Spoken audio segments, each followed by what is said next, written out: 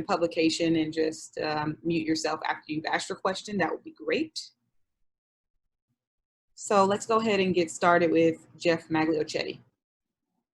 Hey, Walt, Jeff Magliochetti with Winsider, Empire Sports Media, and Nets Republic. I think this is the first time we've spoken to you since the schedule release. So what are your thoughts on the way it came out, and what do you think of opening up with Seattle?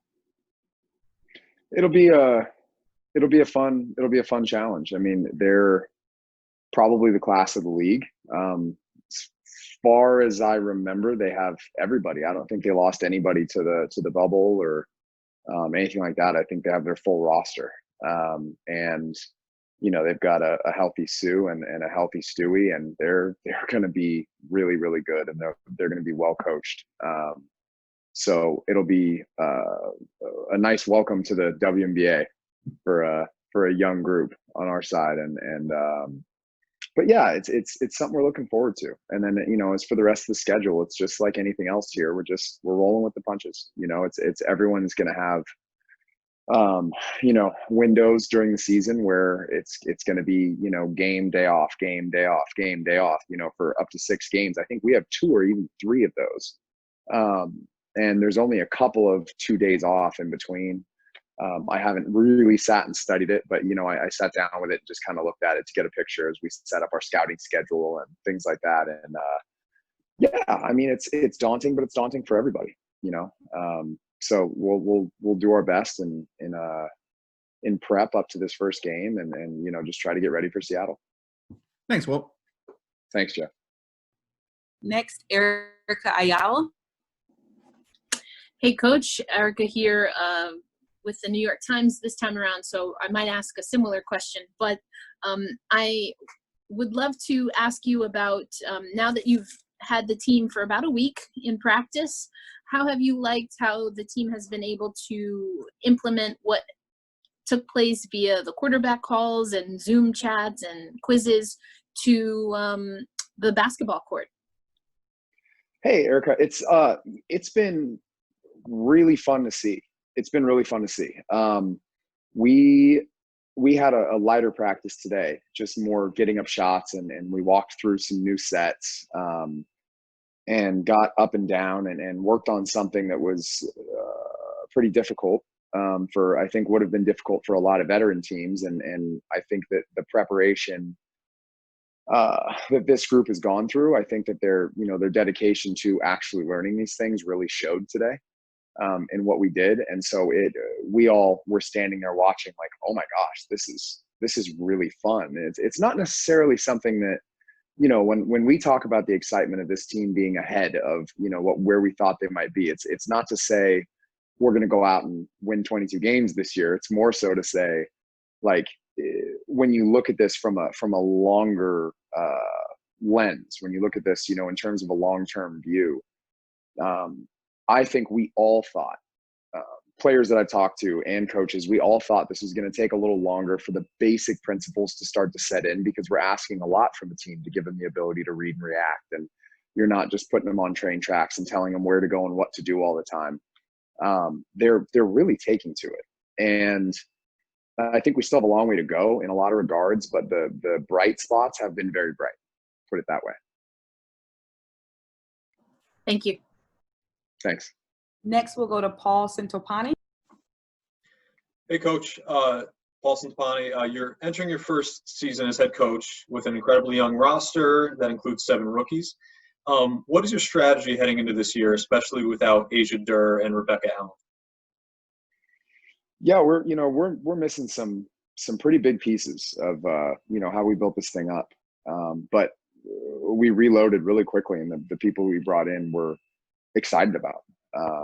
So really the plan is the same as what it's been. It's focus on growth, focus on cohesion, focus on getting really good at a handful of things, rather than trying to throw 10 million things at them and jack of all trades, master of none. I think we really want to kind of slow things down and teach a lot. And with a younger group, there's no better time to do that. So that continues to be our focus. You hear me on a broken record with these conversations when I respond to these things. It really is, it's about growth. It's about seeing individual growth. It's about celebrating small victories when the team executes things that they've been working on, or they apply something, tried something, even if they messed it up, they tried it, something that might have been out of their comfort zone. I think those are the types of things we're looking at, because that's the only time growth occurs. You have to be kind of right on the edge of what you're capable of doing.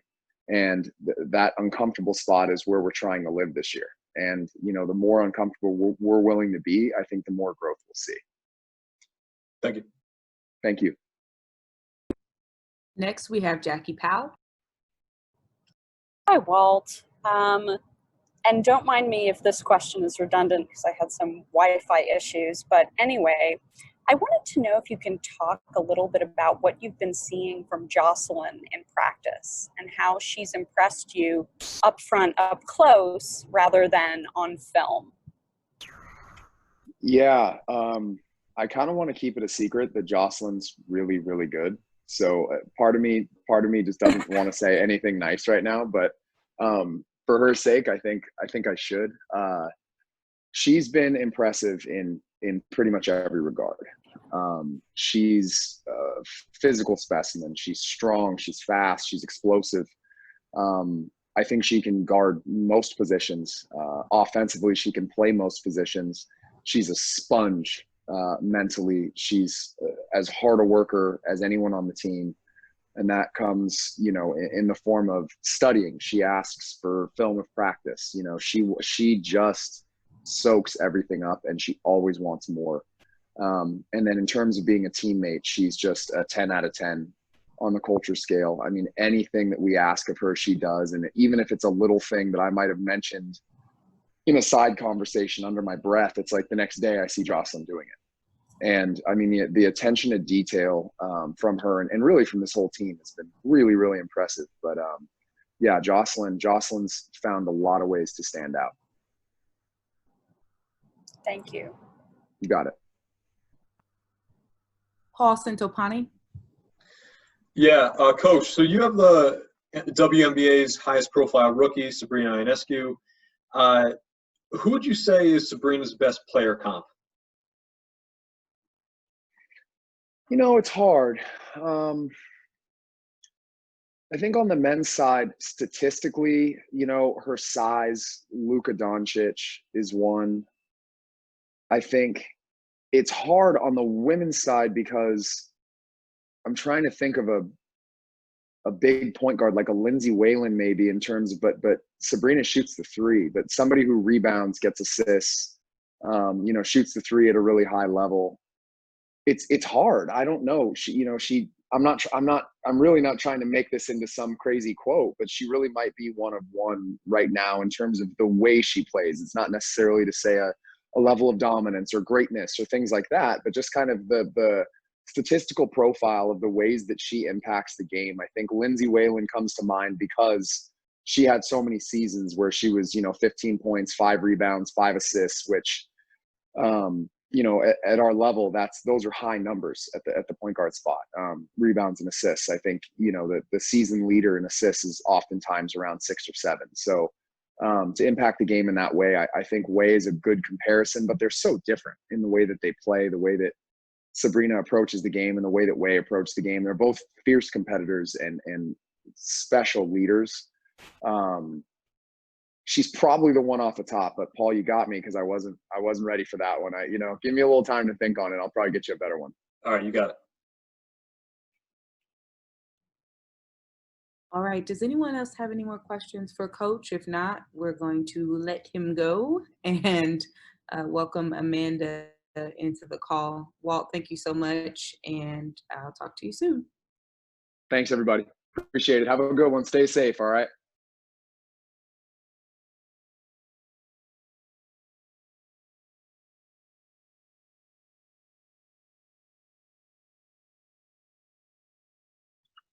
Hi, Amanda Zahui B. How are you? Hi.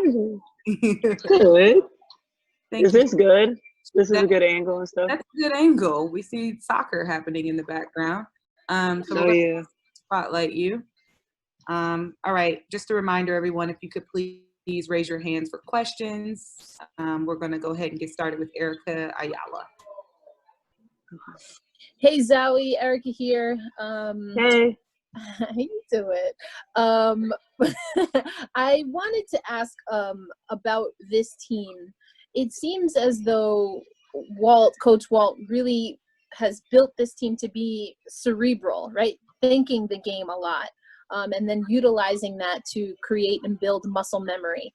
I'm curious, how has that been different from your experience in the past several years you've been with the New York Liberty? Well, you always got to think on this level, you know, because everyone knows exactly what you can do, and everyone knows each other's games, and the plays are always the same, right? So you always got to think that next step. But we starting to work on like not having to call the plays, so that's different, and just reading each other and going off that. And I think we're doing very well. It's been fun. Today was really fun in practice doing that. Thanks, Zowie. Thank you. Next, we have Jackie Powell. Hey, Amanda. How are you? Hey. Good. How are you? I'm all right, hanging in there. So I want to know, what has it been like working with Jocelyn? And from what you've seen, what does she bring to the table, and what type of human being is she? Because I know you're really good at talking about, like, not just who players are, but who y'all are as people. Yeah, I'm super happy you asked how she is as a human, because she is a freaking angel. Like, she is literally sent from God. She is so great. Like, she's just a genuine great human. Like, I can praise her for days. And as a player, I think, well, one, she's one of the strongest players that we have. Like, physically, she will knock some people out, and it's going to be great, and witness that. And she's going to shock a lot of people. She had a great run through our training camp, and she just keeps getting better each and every day. And she listens, and she gives feedback, and she helps you out. And it's a pleasure, and I'm really happy that she's on our team. Great. Thank you so much. Mm-hmm. Next, Jeff Magliochetti. Hi, Amanda. Great to see you again. Jeff Magliochetti with Winsider, Empire Sports Media, and Nets Republic. It seems like you guys have been really bonding down there so far in Florida. The social media shares have been great, but it feels like it's missing some people down there for sure. So what's it like not having two of your closest friends from the team last year, Rebecca Allen and Hans Schuh, on the team? And was there any sort of message to them when they opted out of this season? Yeah, so me and Becca obviously best friends, so we talk more frequently than I do with other humans in general. So I'm missing her a lot.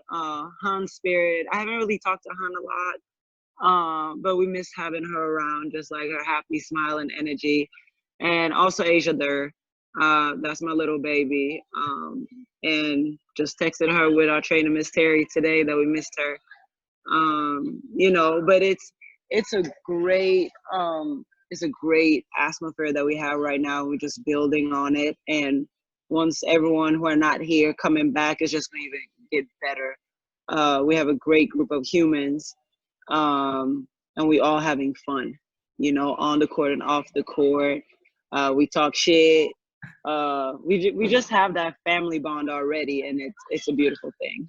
Yeah, it was apparent from what you posted on social media yesterday with the two Kias in there. Could you describe what's been like rooming with them? Living with the two Kias is great. It's just so much like fun. Like coming in from practice, just like, I don't know if you guys know the Kias, but they are both very goofy, and that matches with me. So it's just like we just being ourselves, and it's great. And you know, we got a couple house rules, and I don't know, it's just going very well. They are special though. They were a little bit mad that I said that they are special, but they special in a good way. Thank you, Amanda. Thank you. Next, we have Paul Centopani. Hi, Amanda. So you're one of the few veterans on the team right now, and you're coming off your best statistical season as a pro. You know, what are you doing to help guide the younger players, and what's the biggest challenge so far of the bubble? I'm literally just trying to be myself. I'm not trying to pretend that I am someone I'm not.